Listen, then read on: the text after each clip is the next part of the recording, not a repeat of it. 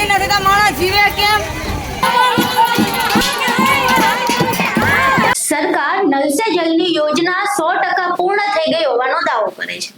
સરકારી ચોપડે 100% કામગીરીના સિક્કા પણ વાગી ગયા છે, પરંતુ સુરેન્દ્રનગરના સરકારી આવાસમાં સરકારે નળ તો નાખ્યા પણ પાણી નાખવાનું ભૂલી।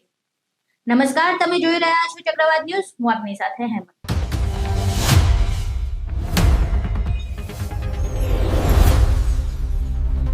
સુરેન્દ્રનગર નગરપાલિકાના વોર્ડ નંબર 1 ના આવાસ યોજનામાં રહેતા ગરીબ પરિવારો માટે પાણી જાણે સોનું બની ગયું છે।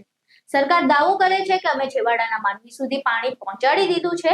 જો કે છેવાડાના માનવી તો દૂર રહી તો સુરેન્દ્રનગરના સરકારી આવાસ યોજનામાં જ નળ જે છે ખાલી શોભાના ગાંઠિયા બનીને રહી ગયા છે।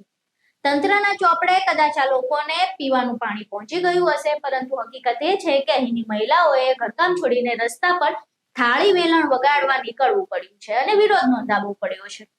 રહેવાસીઓએ તંત્રને અનેકવાર લેખિત અને મૌખિક રજૂઆત કરી છે, પરંતુ તેમને જાણે બહેરાશ આવી ગયો એવું લાગે છે।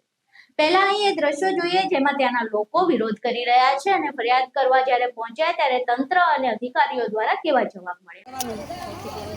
આ વોર્ડ કયો આવ્યો બેન? સુરેન્દ્રનગર મહાનગરપાલિકા વોર્ડ નંબર 1 જે આ બહુમાળી છે, 4 માળિયા છે, અહીંયાના રહેવાસીઓ છે। અહીંના રહેવાસીઓને પારાવાર સમસ્યા છે, પીવાનું પૂરતું પાણી નથી મળતું એવી સમસ્યા છે ને।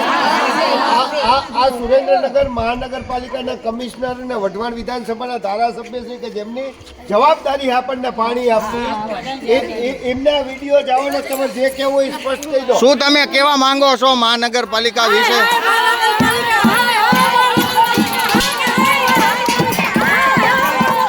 તમે જોવો આ સંપ એમનો ભરી જશે, બરોબર? લોકો બીજી કઈ વાત સમસ્યા એ ફૂલ છે ગંદકી છે સાહેબ કે ગંદકીલા નાનો છોકરાવાળા મચરિયા એટલા હાલે ને જાહેર માડી હોય તો એ જે તો બિલ્ડિંગ ની જેની અમારી ફેમિલી છે સાહેબ તમારો ખાનપુઓ કાઢવા માટે 5,000 રૂપિયા માણા માંગે છે સાહેબ। આપેલા છે નરેન્દ્ર મોદીના આવાસ યોજના પ્રાઇવેટ નથી એ જે વસ્તુ હોય નિયમોનું પ્રાઇવેટ માં હોય તો ભરવાની આવાસ યોજના હે સાહેબ, એમાં કોઈ બિલ્ડર નથી। પ્રાઇવેટ હોય તો સાહેબ કેટલા હોય કાયદેસર પહોંચવાય